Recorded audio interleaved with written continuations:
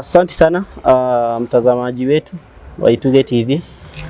Tumekutana tena, tuko na mgeni mwingine kwa hii series yetu ya Why I'm a Single Mother. Tunafurahi kwa ile support mmekuwa mkitupea. The fact that mmekuwa mkitupea feedback, mmekuwa mkituandikia. So we are very happy because from your feedback tunaweza kuimprove na kufanya better. Na pia tunajua ni nini yenye inafanyika. Na kabla niendelee, I want to specifically mention that kuna some of the single moms tumeleta hapa kwa show. Na mmekuwa mkiwapigia simu, wengine wamekuwa kipata support even from the US, from different places. I want to acknowledge today and say that we are grateful kwa hiyo support. Na we don't take it for granted. I think it's the main reason yenye huwa tunaleta hizi stories so that mtu anaweza akasaidika, other than kushare story yake, anaweza akapata usaidizi in one way or another. So from us and the team, ni team kubwa, just want to say thank you very much. God azidi kuwa bless kwa hiyo kujitolea mnajitolea na hiyo assistance mnapea our guests. Tunafurahi and we believe that tutaendelea na hii stories itaendelea kufikia wengine wengi. So bila kupoteza time, nataka kuingia kwa mgeni wetu wa leo ambaye nitampea nafasi ya jiintroduce na tuweze kusikia ni story gani yako nayo. So karibu sana. Thank you very much. I really appreciate it. Labda uanze kwa kuambia mtazamaji jina lako. Mimi naitwa Immaculate, natoka Ugenya, Siaya County. Ugenya, Siaya County. Yeah, Hamaluo. Nice. So karibu sana Immaculate. Unaweza pia tuelezea Immaculate ni nani? Umesema umezaliwa Ugenya. Immaculate amegrow aje? Immaculate from the word go, amezaliwa Siaya. Somewhere called Sega. Sega is near Bumala. But my real home place is Ligega. Okay. Yeah, I'm from Ligega. So I've been living with both of my parents, mom and dad. The word go, my childhood haijakuwa bad, but nimekuja kupata mchanganyiko hapa nikiwa between class 7 nikielekea hapo 8. By the word go nilikuwa tunaendelea vizuri. My parents was there for me at all cost. Are you the first born, second? No, I'm the last born. In a family of how many? In a family of 13. Okay. Yeah, but some have died, some are alive. Okay. Yeah, so I'm the last born. So when nilikuwa nimefika at least before nikifika hapo standard 7, I was doing my own exam, the end term exam. So we have done mathematics in the morning and Kiswahili. So ilikuanga ikifika afternoon either you do insha or composition. Sasa ilifika wakati wa kufanya composition, tukaenda lunch time kurudi, kila mtu ameshapewa papers zake, watu wamekaa class. So something just came up like a fly. Sijui kama ni nyuzi za nywele ndio ziliingia kwa macho, sielewi, but I feel like something imefika kwa macho. So ni kama nilikuwa na ilikuna too high mpaka ikafika macho ikakuwa red, machozi inatoka. So there was this teacher called Mr. Kello was in the class. He told me tuende kwa office niekewe maji nione so that thing will go away. I went to the office, tried to wash it with the water. Haikutoka until they called my mom to come pick me up to school. Mamangu akakuja kunichukua shule, nikapelekwa nyumbani. Kupelekwa nyumbani mamangu akaambiwa anipeleke hosi yenye iko karibu. Tukaenda hosi yenye iko karibu, wakacheck, hakuna kitu kwa macho but I can still feel it. So waliandikia mamangu nipelekewe district hospital in Busia. Sasa ikabidi atungeweza kuenda hiyo masaa juu ilikuwa kitu kama majioni kabisa.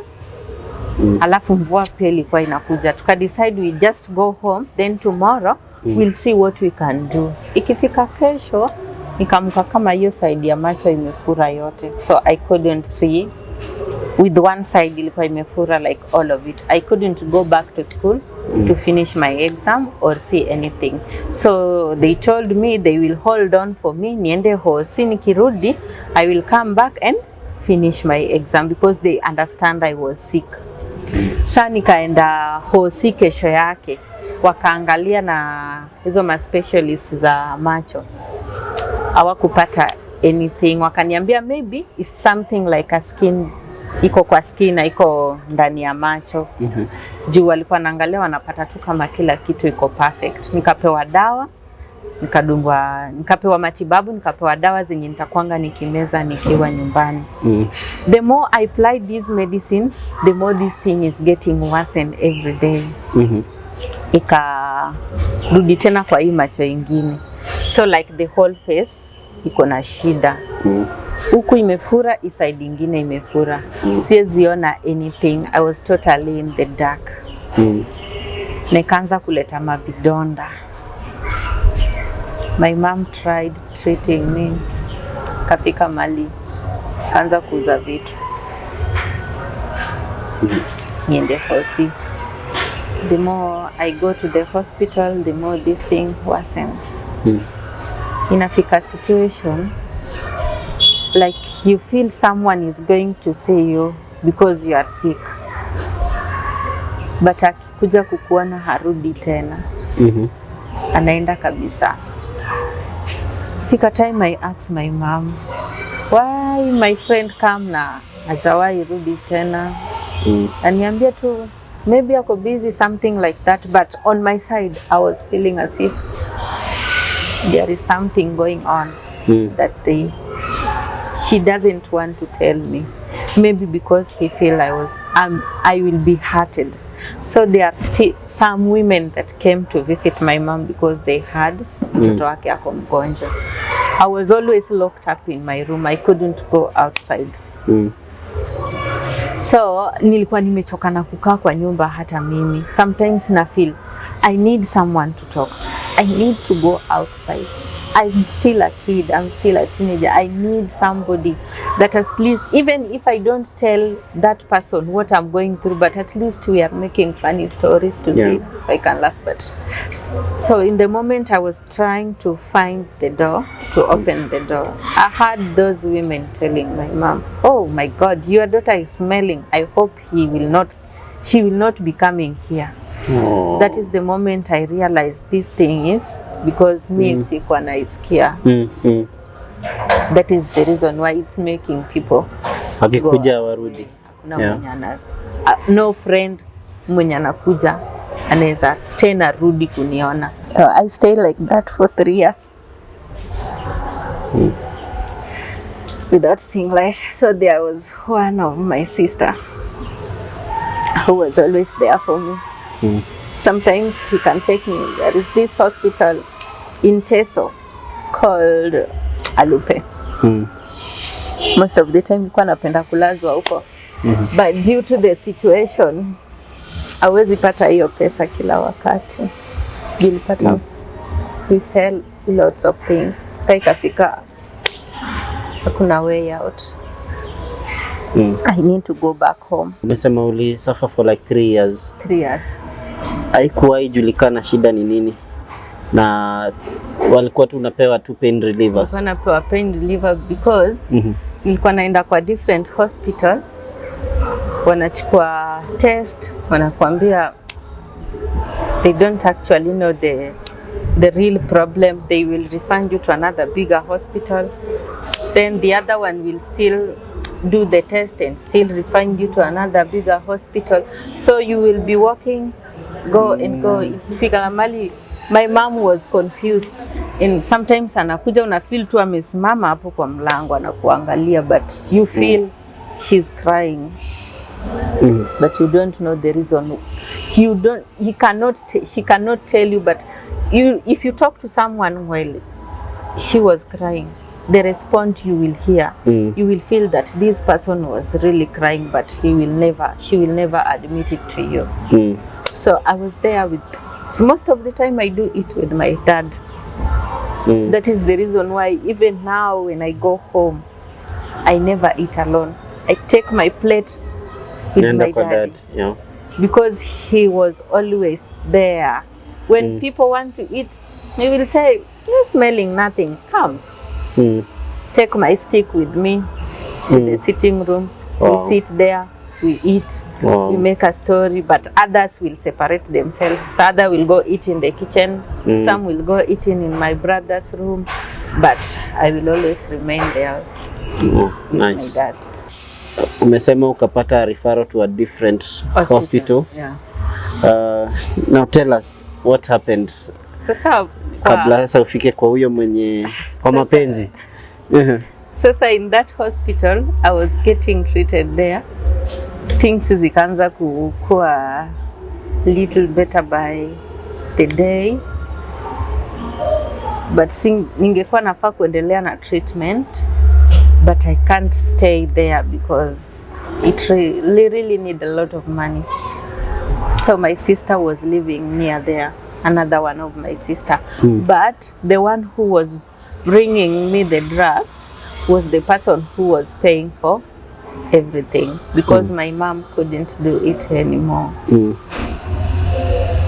Sasa ndiye alikuwa analipa kila kitu. So I couldn't stay to the hospital. I needed to stay with my sister because of fare ya kwenda na kurudi. Alafu nilikuwa nakaa kwa huyo sister yangu because things was getting a little bit better.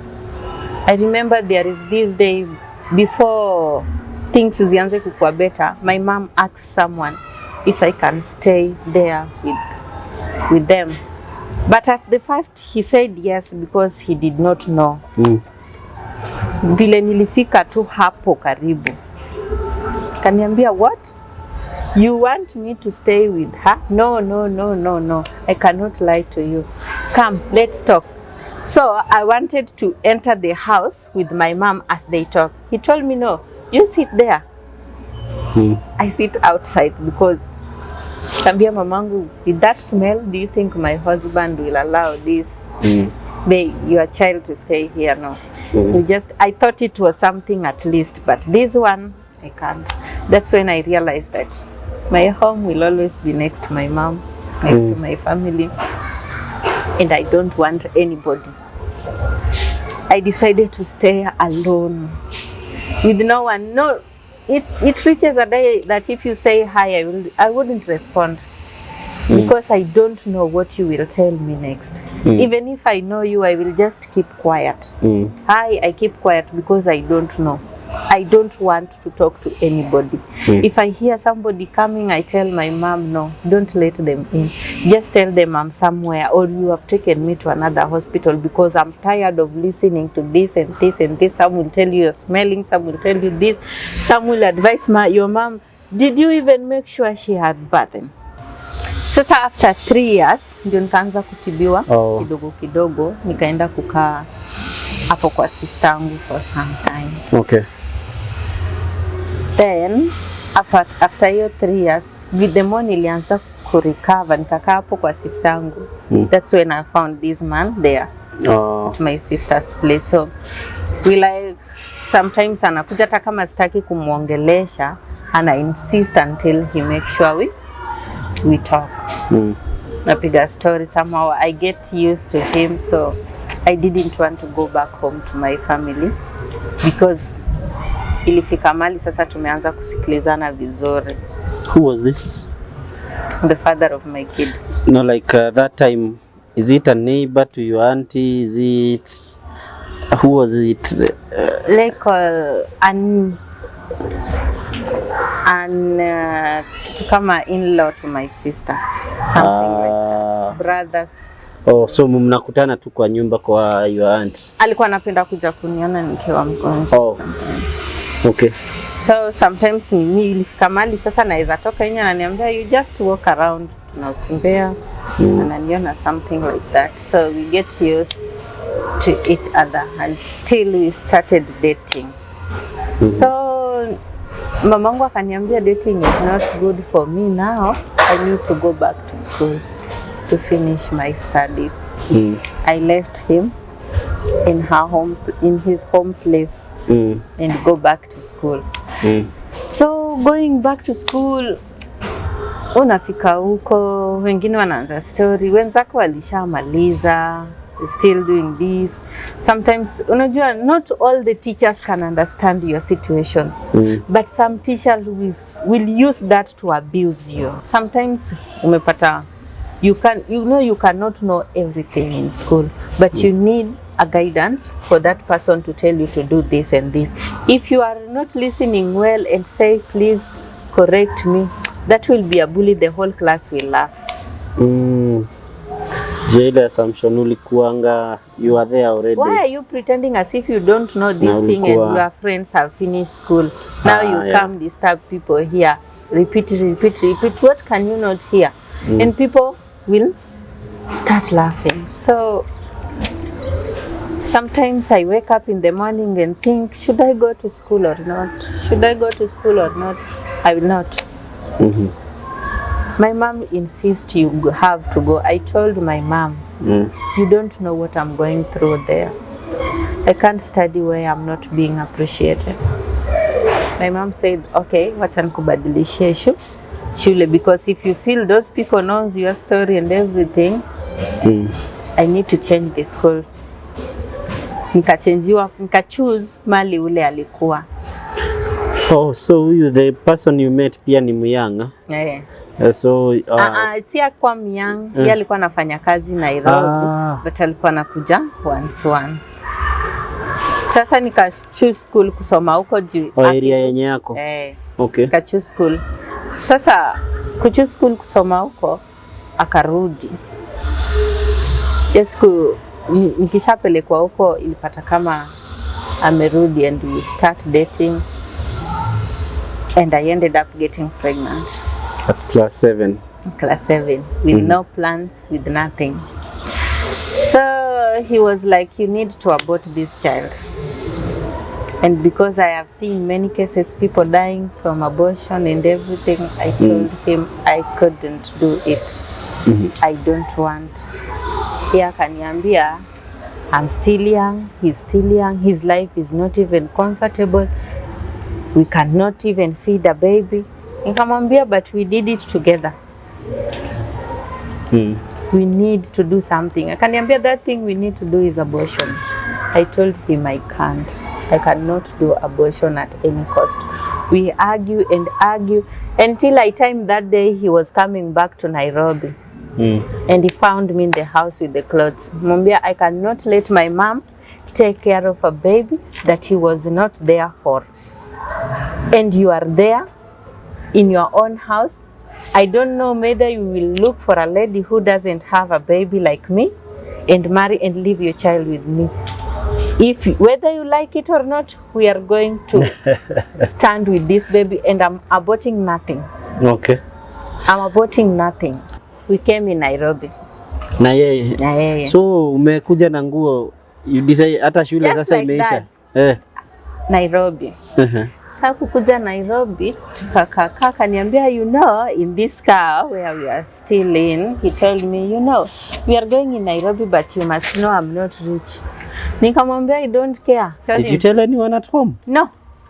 Not even your sister? No, not even my mama. Because I didn't want to give my mama another responsibility. When I reached Nakuru, I was thinking a lot about my mama.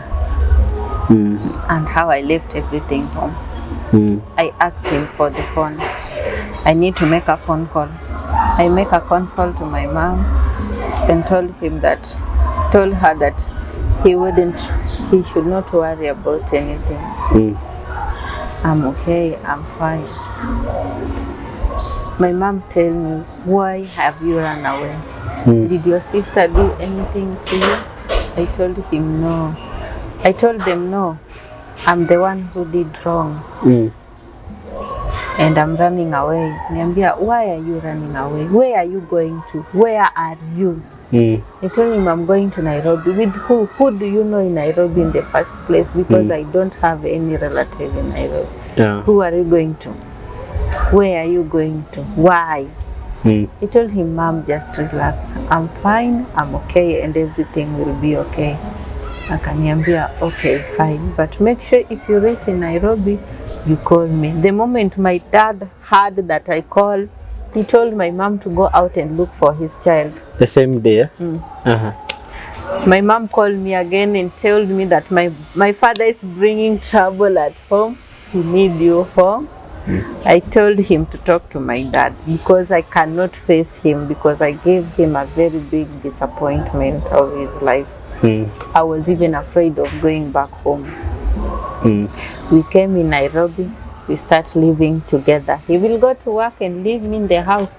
I do 1, 2, 3. He came, find out I wash everything, cook so for Nairobi him. mlikuwa mnakaa wapi? Kasabuni. Kasabuni, I do everything. He will come back home, find I do everything. I wash, I cook. Sometimes he go left 100 on the table. I do 1, 2, 3 until there is this one day after 4 months. Kwenda kuamka asubuhi nikapata damu inamwagika. Mimba inatoka. Oh no. Damu inamwagika, tumbo inauma, na niko peke yangu, sijui jirani yeyote. I'm just in the house alone. Alikuwa na kasi mwingine katululu, nikampigia simu nikamwambia you know what, I think mimba yangu inatoka. Akaniambia you think what? After what we have gone through, you are telling me the pregnancy what? Go to the hospital, we will talk later. Nikamwambia sina pesa. Akaniambia wewe enda, ukifika huko wapatie simu nitawaongelesha, but make sure you go to the hospital. Singeweza kutoka because I was really in pain. Tumbo inauma, nasikia hadi mgongo. I cannot stand by myself. I tried so hard to make sure at least I clean up everything, because you cannot go outside with those blood. By the time I reached in the hospital, the pregnancy was out. Oh no, sorry. So I need to be treated. Na yeye pia hana kazi, hana pesa mzuri yenye. Nikakaa hapo hosi, baadaye nikatoka. Nikamwambia we were living together by force. Now the pregnancy is gone. I want to go back to my home. Because in the first time when I came to live with him, we did not agree. We came by fire by force because I was already pregnant. And he told me he was never ready for any responsibility or for any marriage. I need to abort the baby. I couldn't abort the baby. Now the baby is out. What to do? Sasa hakuna anything binding. Okay, and then what is happening at home before ataifike hiyo time, the 4 months? Tuliacha dada ameambia mom they just have to have no any other option. So walikubali eventually, yeah? My dad only asked me if where I am, I'm okay. Am I doing fine? Is everything okay? I'm okay. If you are happy, my daughter, I'm okay. Fine with okay. I was just worried that maybe where you are having any difficulties. Would they talk to the man? By any chance kuna any of them aliongelesha kijana? Yeah, my mom did through the phone. Okay. My mom did through the phone, and at the first my brother wanted him to go to the prison. Oh, okay, for impregnating a school girl. For pregnanting a school girl. Okay. So my dad, my brother, one of my brother, called the police officer to come in Nairobi to arrest me, and I was talking to my brother's girlfriend always. So he used his girlfriend to come to me with the police officer to take the man. But someone called me at home, don't let Marion come. Ajui penye unaishi but anaongea na mimi. Anihoji waniambie mali tu. Okay. So I was there with the father of the baby too, and he told me to close the phone. I did. Then ika backfire hiyo. Backfire. So mimba ikatoka. Okay. So yeah, fast forward, mimba imetoka. Nikamwambia because the pregnancy is gone, now I have to go. And he told me you are going nowhere. Nilikuwa shapata bibi. Now you want to tell me the pregnancy is gone, you want to go back home, and we have gotten used to each other. I come back home, I find out you do 1, 2, 3. Beside wazazi wameshajua you are living here with me. Why are you going home? You need to stay here. My sister also told me that, my friend, you need to go back to school, leave that man. And because he tried to convince me every day now, mapenzi narudi kama kawaida, chungu mzima. Sometimes you call, you want this. Okay, I bring it right away. You feel like you are the queen in the house. Time by time, decided to, let's stay. Okay. Because now you decided we have already get used to each other, we are married and that. Acha tu tukae. Tukakaa like 3 years.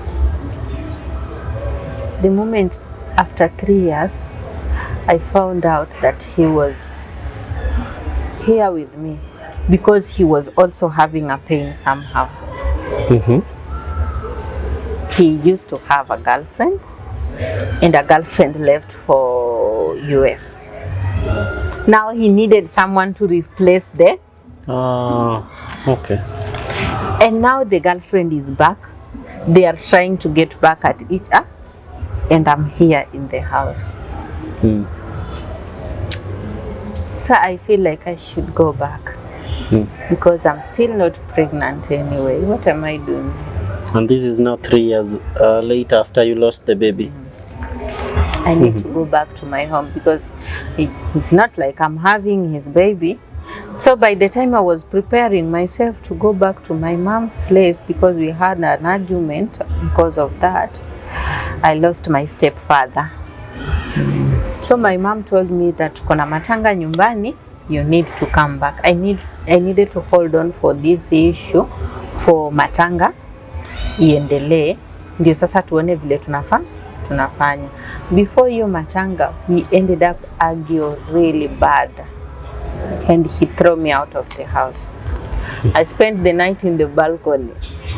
There was this jirani, mtoto wake hiyo wakati kunguni ilikuwa mingi sana. Sasa mtoto wao jirani alipata hiyo dawa ya kunguni kwa meza, akakunywa yote. Unajua tu mchezo ya watoto. Sasa after mtoto kukunywa hii dawa, nikarudi kwa nyumba, mamake hakuwa na pesa, akaniambia I should help him apate vile anakimbiza huyo mtoto ho. Nikaenda kwake kama kwa nyumba, nikamuomba pesa nipatie huyu mama, akanipea. Nikamwambia wacha nipeleke huyu mama hosi, narudi. Kurudi sikuingia kwa nyumba tena. Hiyo ndio ulifungiwa nje? Nje. I spent the whole night in the balcony because I didn't have anywhere to go. When I wake up in the morning, amefungua mlango na mimi pia nikaingia kwa nyumba. Nikaingia kwa ile baridi kali sana. I prepare something hot, nikakunywa.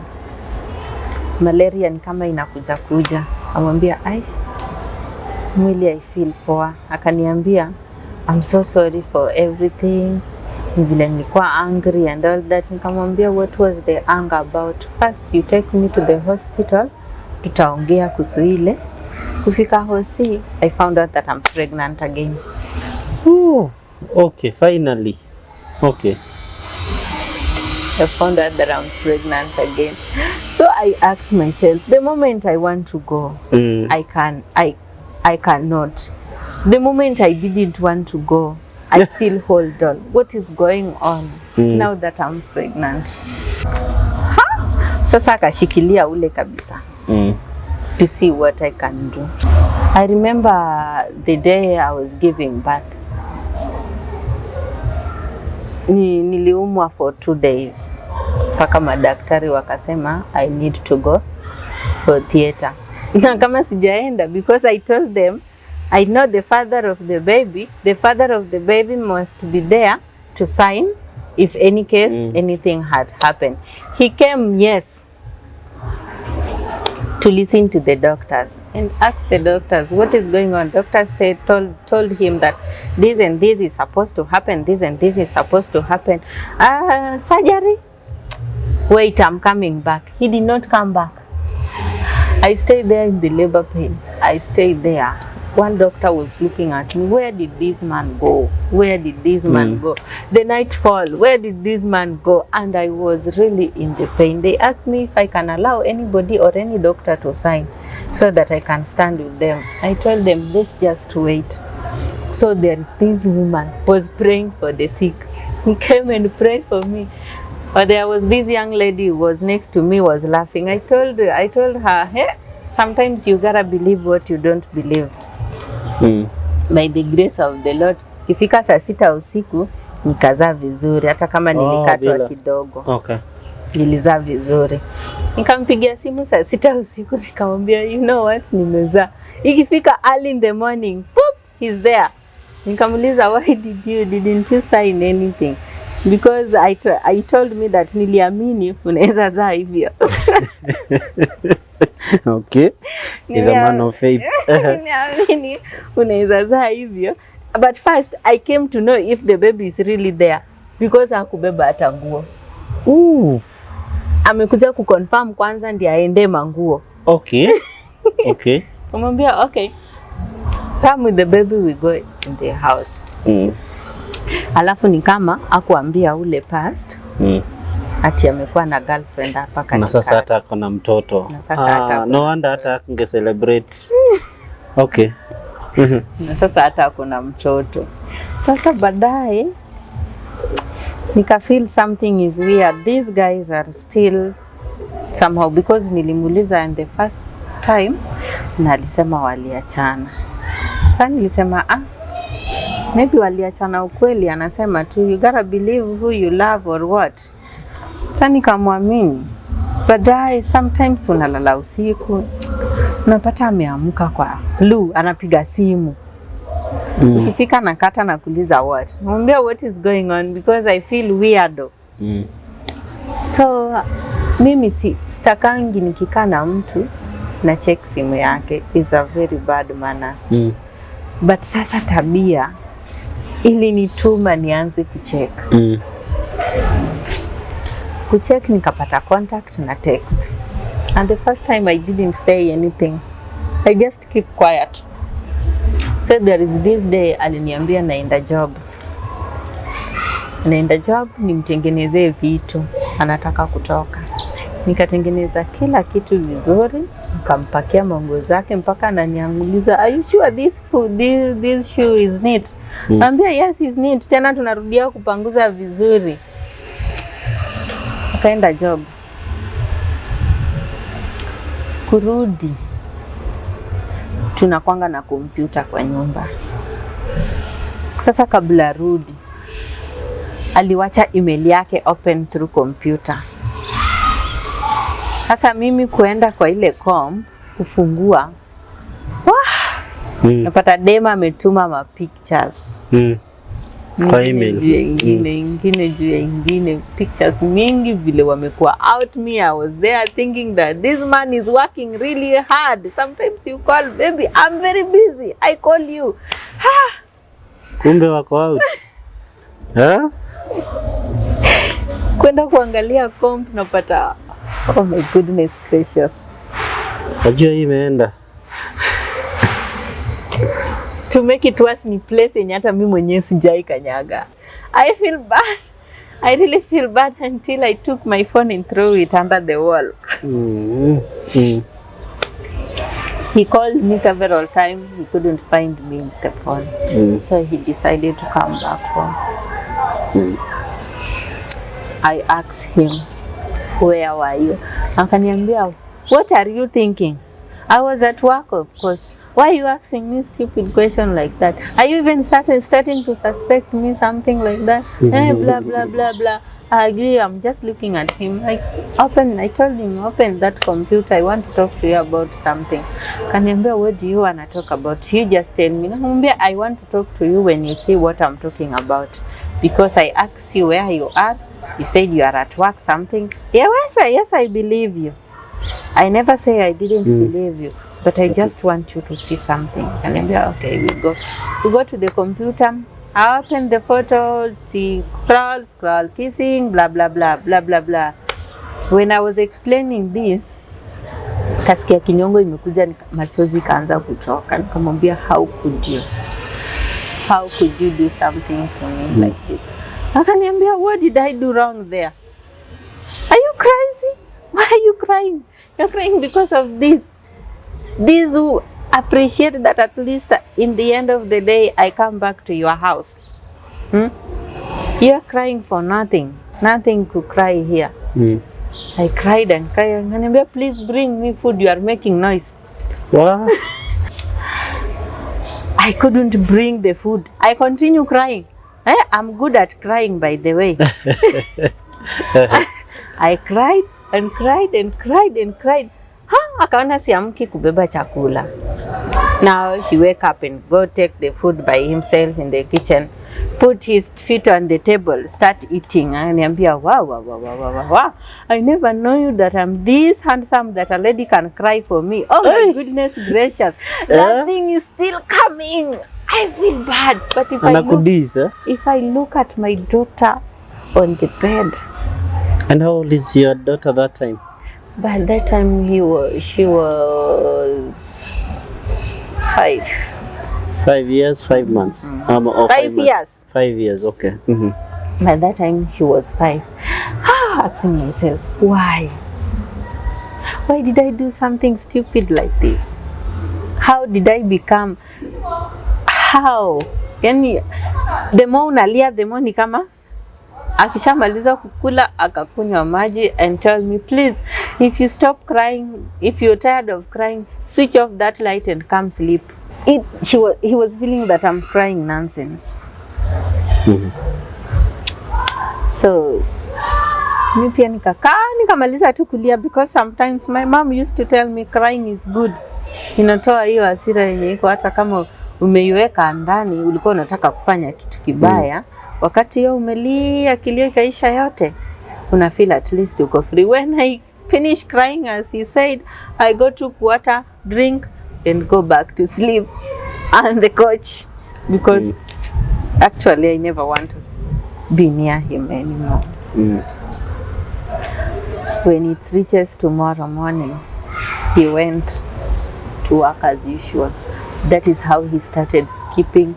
He will come after 2 days, he will come after 3 days, he will come after 1 week, and it went now 2 weeks, he come. 1 week, he will not. 2 weeks, he will not. 1 week, he will come. Hivyo ikafika mahali mamake akakufa. We needed to go back home. We went home, we buried the mother. After 1 year, sasa naona unakaa na mtu lakini akikuja anacheza na mtoto alafu anaenda. That means he's already going. Hata kama wewe hautumii ubongo, unafaa kujijazia. He will just say hi and call his daughter. They play, they buy few things. He gone. So there is this one of my friend who went through the same thing. She told me, because there is this one time he came, we didn't have anything in the house. I tried talking to him because hiyo kazi yenye mimi ni wa salonist by the way. So hiyo kazi yenye nafanya haikuwa inaweza lipa nyumba. Labda inaweza leta chakula kwa table. Yenye tunaweza kula our daily bread and maybe clothing. But paying for house rent, no my friend. Haiwezi jaza. Sasa nikajaribu kumuongelesha about hiyo. We ended up arguing and we fight. He beat me up, tukaenda hosi, piga vibaya. Nikalazwa Neema. Kufika hosi Neema, tena ni yeye. Mbeshti yake limwambia, if you know very well you beaten up that lady, too bad. Mpeleke hosi before things get worse. Akaleta gari akanipeleka hosi. Kunipeleka hosi, kufika huko, before wanitibu lazima wajue ni nini imenifanya, because sickness cannot give you bruises on your body. He told the hospital men that I was beaten up with thieves. Oh, wezi walikuattack. Because inaweza kuwa police case. Sasa nikamwambia, okay, it was thieves by the way. So that this thing will go away. So I tried one day to took the lady's number on his phone and call the lady to tell the lady if he really, because I was ready for anything, if he want the man, I agree we become two. Oh, okay. I agree we become two, but at least he would have the responsibility, because sasa imefika mali responsibility inarudi nyuma day by day. Ana inapunguza hakukata hata mara moja. No. Ile kuacha pesa inapungua mpaka imefika mali unaona unafinyika kabisa. Hawezi sasa. Mpaka imebaki ni rent peke yake. Tanka try kucall huyo mwanamke kumwambia I think we need to talk. Akaniambia excuse me, do you know me? Nikamwambia I'm not here to fight my friend. We talk up like a grown-ups people. I need you to come, we talk. Akaniambia come for what? Nikamwambia yes, I know you. Stop making noise. We talk slow. We talk slow. I need you to come, we talk about this, so I can know if we are two or if I'm being left out. I love if a person come to me, by the way, and tell me that, Emma, from this day forward, I don't want to see my friend, I will go. I will go and I will not come back. I will go because you told me with your own mouth instead of telling me this tomorrow, this. So I called the lady and told him, instead of playing the trick, people in the village know that I'm the wife. In the city, not another person is the wife. It doesn't make sense. I need us to sit together and talk. Call him. Call me. We sit down. We talk. I know if you are married or if you are dating or blah blah blah. I know where my place is, because I don't like this shagla bagla game. I want to know. I want my life to be straightforward. I want to know what to tell my family. I want to live a real life. I don't want to live this up and down life. The moment I hung up that phone, he went to the husband work and cried, oh my God, you give your wife my number to Drama. Oh my God, you give your wife number, akuja nipigia nitusi maneno kama hizo. Yeah. The husband came back to me, my friend. And that is how we ended up. Kaniambia you are selfish, blah blah blah, you don't listen to anybody, you just want things by yourself instead of talking to a fellow woman like you, this and this. We ended up arguing, and that's how he went away. Okay. Does your daughter ask you, dad alienda wapi now that alikuwa amekaa na yeye for, you said it was 5 years? Sometimes, but I always tell him your dad is working. Do they ever get to meet? To meet too once. Yeah. But the moment we meet, naonanga tu that pain is coming again. And I don't want. I just want to move on. I want to look after my daughter, because I don't want her to experience what I experienced. I want her to feel the real life. I don't want her to grow up the way I grew up. I want her, even if he's married, even by the grace of God, if he finds somebody who loves her so much, I wish he would be that person that can work by herself, own her business, own her own money, without depending on anyone. Because sometimes you gotta live with a man. He will show you how much he loves you, but you never know what will happen next. Yeah, it's really painful. I don't want. The only thing I want now is to see my kid happy, to see where the future of my baby is going, to see her, to let her know that life isn't always fair. But even if you don't find that happiness in another person, I can still see the happiness in my daughter's face, because I thought that the father will be the only happiness I have, not knowing that the daughter will be the happiness I have. Because each time I go to work or come back home, I found her calling me, mommy, you are back, and everything. We make a story and everything. And sometimes you can make a story and end up sleeping in the couch. Wow. The bond is so strong now. Eh? That is the only reason for me, because I swear to the good Lord, if I didn't have any baby, I was thinking of committing suicide. Oh no. Yes. Because when I found out about the boy, when I found out about the father, and try to analyze what I went through back in the childhood, all the rejection and everything, I was saying that maybe I was never meant to be in this world. Because how can someone pretend he loves you so much? Why did he live in the first place? Was I there just to heal his pain? And when the lady is back now, everything is normal. What am I doing with him? Why am I with him?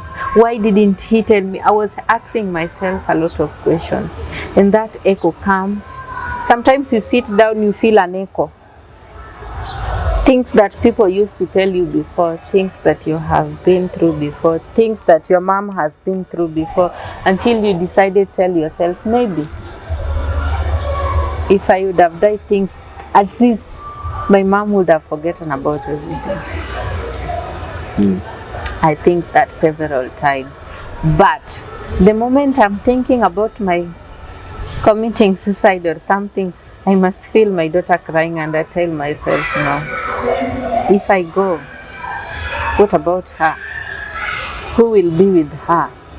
Who will take care of her? What the question will, how will my mom explain what happened to the mother? Besides, I want to see her grow up. I want to see her study. I want to see her making me proud. I want to see her life going well. I want to make sure that he lives the life that I never lived before. And that is the only prayer for me now, to focus on her. But planning to the only thing now is that I'm looking for a little bigger job to sustain him, so that I wouldn't depend on my sisters, because sometimes one of my sisters do stand up for me when I'm really stuck, because I cannot call my mom. Yeah, she has a responsibility. My dad can't move, can't walk. Maybe just talk and ask, who are you? Bam. So if I think of calling my mom, I say no. Sometimes I convince on my sister when I feel really bad. But talking to him, I think about several times, but I can't. I don't want. It brings me a lot of pain. Maybe if my daughter one day decided that he want to live with the father, who am I to say no? But me, I don't want. I'm not ready to listen, because when I was ready to talk, to be sincere with him, to tell him that I'm ready for everything, he wasn't there to listen. We always ended up arguing. So yeah. Is mom aware that you separated? Most of the time, when I'm passing through a lot of problems, I don't tell my mom. I never talk to my mom.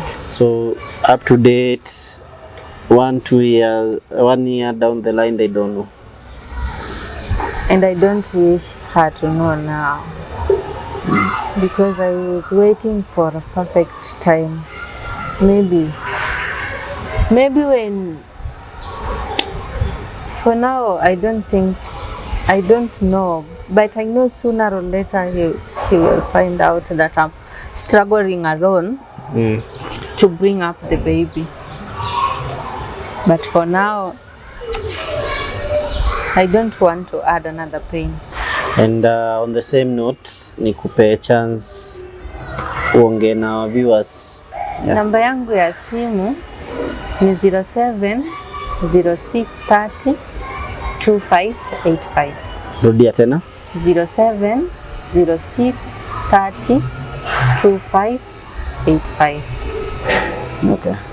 But kitu yenye naweza sema, everything happened with a reason. In this life, you gotta live difficult moment and very easy moment. You cannot slow all the time, and you cannot be in a hurry all the time. And if by any chance you fall in love with a man, it's good. Falling in love is a really, because even it was too short, but it was a romantic night. Thinking when you're sleeping, you're thinking that this someone is there asking you, have you eaten anything? It's nice. I can see it on your face. Yeah. When you're sleeping and you hear your text, ding, ding, ding. Oh, have you eaten anything? Oh my God, you feel like you're in heaven. Yes, those things happen, which makes your life happy. At least maybe that's the reason why maybe I feel that I need to recover for him. But in the end, things did not end well. But that does not mean that every man in the world is like that. And yes, that... Tuko wazuri. Tukiwa na soko pale nyuma ya kamera. That does not mean that every man is bad. I may find a bad person, but you may find a good person. But you don't believe in every... You don't be stupid sometimes, because there are some which will find a love, yes. Tuko. But sasa ameweka kichwa yote mpaka nasahau anafaa kuenda wapi na anafaa kutoka wapi. Sasa tunaona something like that. Before you find a man, make your own money. Because if you are waiting for someone to give you that money you need, my friend, you will end up dreaming every day until you get old, still looking for money. Okay. Asante sana Emma. I think that's it from this end. Tumesikia na kuna mengi yameshare na sisi. And we are grateful that we had this moment with Emma. I'll do it on her behalf in case you'd wish to support her in any way. Amepeana namba yake na amesema zile challenges ana go through. We say that saa zingine ukiwa baraka kwa mtu mwingine pia wewe unabarikiwa. So hii namba yenye inatokea hapa chini yenye amesema, unaweza uka reach out na unaweza uka share even any kind of support uko nayo, or even talking to her, because amesema saa zingine anafika place anafeel anadai ku give up, but because of the daughter ana get a reason to move on for another day.